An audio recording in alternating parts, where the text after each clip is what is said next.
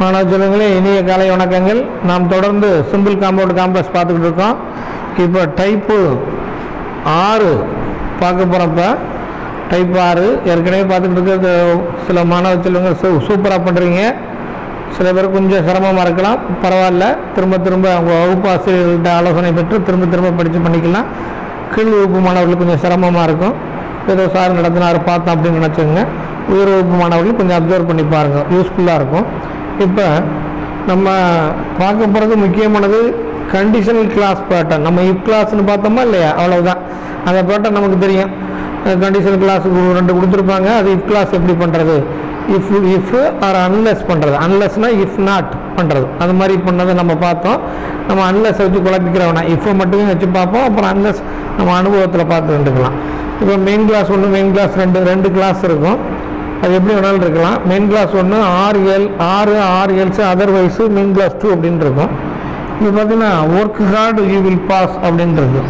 நம்ம ஏற்கனவே பார்த்தோம், work hard you will pass. இது மாதிரி இருந்தால் இதை செய்தால் இது வரும், இப்படி செஞ்சால் இப்படி இருக்கும், இப்படி செஞ்சால் இப்படி இருக்கும் அப்படின்னு கண்டிஷனல் கிராஸ்.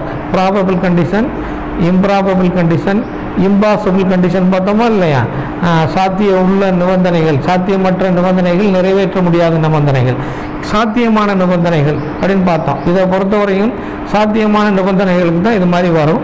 அப்படி வரையிலும் நம்ம இது சிம்பிள் காம்பவுண்டுக்கு இப்படி இருக்கும். காம்ப்ளெக்ஸுக்கு இஃப், நம்ம இஃப் வர்றது ப்ரெசண்டாக இருந்தால் அடுத்து வர்றது ப்ரெசண்ட் ஃபியூச்சரு, இஃப் வர்றது பாஸ்டாக இருந்தால் அடுத்து பாஸ்ட் ஃபியூச்சரு, இஃப் வர்றது பாஸ்ட் பெர்ஃபெக்ட்னா அடுத்து பாஸ்ட் ஃபியூச்சர் பெர்ஃபெக்ட் அப்படின்னு இஃப் கிளாஸில் பார்த்தோம். அதே கான்செப்ட் தான். ஆனால் இதில் இந்த சென்டென்ஸில் சிம்பிள் காம்பவுண்ட் காம்ப்ளெக்ஸில் இந்த 2ஐயும் போட்டு குழப்ப மாட்டாங்க. இந்த ஃபஸ்ட்டு மட்டும் தான் போட்டு குழப்புவாங்க. இது ஆட்டோமேட்டிக்காக கண்டிஷனல் கிளாஸில் வந்ததுனால இதை ஒரு பெருசாக எடுத்துக்கிறதில்ல. இந்த ஃபஸ்ட்டு மட்டும்தான் வரும். அதை கொஞ்சம் கவனமாக நம்ம பார்த்து அனலைஸ் பண்ணணும், அவ்வளோதான். இது சிம்பிளில் வரையில் இந்த ஈவெண்ட்டாக இன் கேஸ் ஆஃப் முன்னாடி உள்ளது மாதிரி தான். இந்த ஈவெண்ட்டாக in case of possessive noun, noun form or verb ING அப்படி உள்ளது மெயின் கிளாஸ் 2. அடுத்த பின்னாடி உள்ளதை எழுதுகிறான், அவ்வளோதான். வேறு எதுவுமே இல்லை. கான்செப்ட் இந்த மாதிரி புரிஞ்சுக்கிறான்.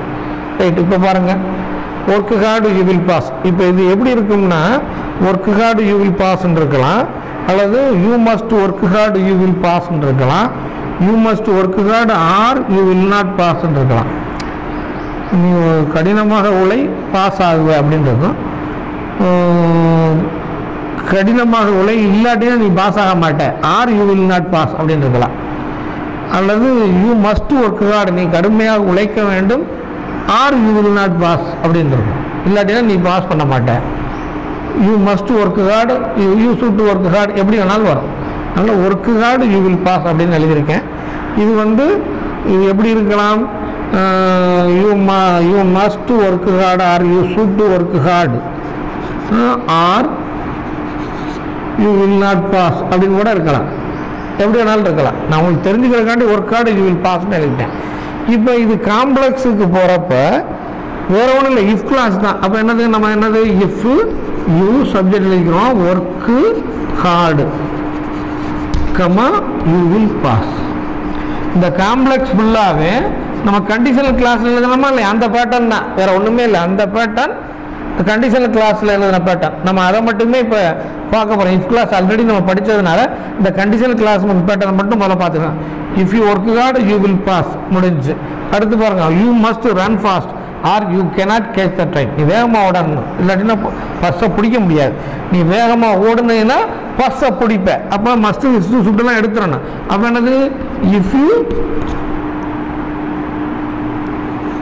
யூ ரன் ஃபாஸ்ட் எழுதியிருப்போம், கமா ஃபாஸ்ட். இந்த ஆறு எல்ஸா அதர்வைஸ்லாம் எடுத்துடணும். You can catch the bus, you can catch the bus. இங்கே பாருங்க, கேன் கேட்ச் வில் பாஸ் மாதிரி. இதுவும் வில் கேட்ச் த பஸ் அப்படின்னு எழுதலாம். அங்கே கேன் கேட்ச் இருக்கு. இந்த வில்லு கேனு மே எது வேணாலும் இருக்கலாம். அது மாதிரி can catch the bus. If you run fast you can catch the bus. இந்த கான்செப்டில் எழுதுறோம், இந்த புரிதல் இருக்கணும். அடுத்து பாருங்க, if he plays well he can score a century. அவன் நல்லா விளையாண்டான்னா அவன் செஞ்சுரி அடிச்சிட முடியும் அப்படிங்கிறான். இதை நம்ம காம்பவுண்டில் கொண்டு வர்றா இருந்தால் வேற ஒன்றுமே இல்லை. அவன் என்ன நல்லா விளையாடணும் அப்படின்னு தானே. அப்போ ஹி must play well. அவன் நல்லா விளையாடலாம், இல்லாட்டினா அவனால செஞ்சுரி அடிக்க முடியாது. Or he cannot score a century. அவ்வளோதான். இப்போ பாருங்க, he must play well or he cannot score a century அப்படின்னு இல்லை, he must play well அப்படிதான் எழுத முடியும். நன்றாக விளையாட வேண்டும் இல்லை, ஆரை எடுத்துக்கிட்டு he can score a century, அவனால் செஞ்சுரி எடுக்க முடியும் அப்படின்னு எழுதலாம். இந்த ஆரையும் நாட்டையும் எடுத்து கூட எழுதலாம். அப்போ he must play well or he cannot score a century அப்படின்னு எழுதியிருக்கேன். இதை எப்படி எழுதலாம்ங்கிறேன், he must play well, ஆரை எடுத்துறது, நாட்டை எடுத்துக்கிட்டு புள்ளி வச்சுட்டு he can score a century அப்படின்னு எழுதலாம். இங்கே ஏன் இது ப்ரெசண்டாக இருக்கேன்னு பிளேஸ்ன்னு போட்டேன், இந்த மஸ்ட் வந்ததுனால உள்ள எஸ்ஸை எடுத்துட்டேன். இந்த புரிதல் இருக்கணும். அப்போ he must play well or he cannot score a century. if he plays well he can score a century அப்படின்னு எழுதிட்டேன். அடுத்து பாருங்க, if you look at the signature carefully you will know that it is fraud. நீ வந்து அந்த கையெழுத்தை வந்து கவனமாக கவனிச்சிருந்தீங்கன்னா அது ஃப்ராடுன்னு கண்டுபிடிச்சிருப்பேன். அப்போ என்ன பண்ணணும், நம்ம கையெழுத்தை கவனமாக கவனிக்கணும் அப்படின்னு அர்த்தம். அப்போ என்னது, you must look at the signature carefully. கவனமாக இருக்கணும். இல்லாட்டினா என்ன, you will not know that it is fraud, கண்டுபிடிக்க முடியாது. நீ கண்டிப்பாக கையெழுத்தை நல்லா கவனமாக பார்க்கணும். இல்லாட்டினா யூ கேனாட் நோன்னு கூட போட்டுக்கலாம். யூ கேனாட் நோ அல்லது you will not old know will not know that it is fraud இப்படின்னு எழுதுறது. இது காம்பவுண்டு பாருங்க, you must look at the signature carefully or you will not know that it is fraud, அல்லது you must look at the signature carefully you will know that it is fraud அப்படின்னா அப்படி கொஞ்சம் பொருத்தம் இல்லாமல் இருக்கும். இப்படி எழுதினா தான் கரெக்டாக இருக்கும். You must look at the signature carefully or you will not know that it is fraud. அப்போ if you look at the signature carefully you will know that it is fraud அப்படின்னு இது இந்த மாதிரி கான்செப்ட். ரைட், அடுத்து பாருங்க, இது இப்படி போகிறது நமக்கு தெரிஞ்சு போயிடுச்சு. இப்போ இதுக்கு என்னென்னா, இந்த event of in case of simple possessive noun form வெறும் எங்கே போய் போடுறது. இப்போ பாருங்க, இஃப் யூ ஒர்க் ஹார்டு அப்போ என்னது, இந்த ஈவெண்ட் ஆஃப் எழுதியாச்சு. இந்த ஈவெண்ட் ஆஃப் பொசசிவ் நவுன் என்னது, யூக்கு என்ன பொசசிவ் நவுன், இந்த ஈவெண்ட் ஆஃப் யுவர். அங்கே என்னது, நவுன் ஃபார்ம் ஆர் வெர்பை என்ஜி ஒர்க்கிங் ஹார்டு. இந்த event of your working hard நம்ம ஏற்கனவே சொல்லியிருக்கோம். ஒர்க்கிங் ஹார்டுக்கு நவுன் ஃபார்ம் என்ன, ஹார்ட் ஒர்க். இதுதான் நவுன் ஃபார்ம். இந்த event of your hard work you will pass, அவ்வளோ. இதுதான் சிம்பிள். இந்த சிம்பிள் புரியறதுக்கு தான் நம்ம இதை கண்டிஷனல் கிளாஸ் இப்போ எடுத்திருக்கோம். இந்த event of your hard work you will pass, இதுதான் சிம்பிள். புரிஞ்சுக்கிறோன்னா இந்த event of in case of எது வேணாலும் எழுதலாம். If you run fast you can catch the bus அப்படின்றது. அப்போ என்னது, இன் கேஸ் ஆஃப் யாரு, யூ. அப்போ your, in case of your running fast you can catch the bus.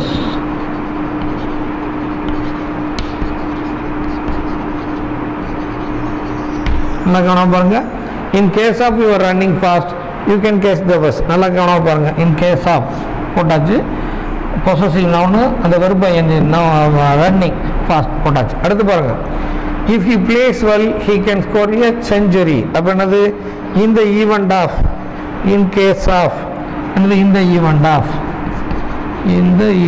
of possessive noun he or his playing well. He can score a century. He can score a century. In case of he is playing well, he can score a century. If you looking at the signature carefully, you will know that it is fraud.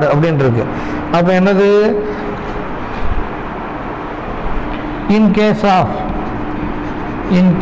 of your looking, in case of you are looking at the signature carefully, at the signature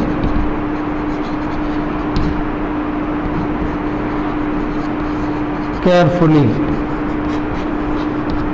you will know that it is fraud.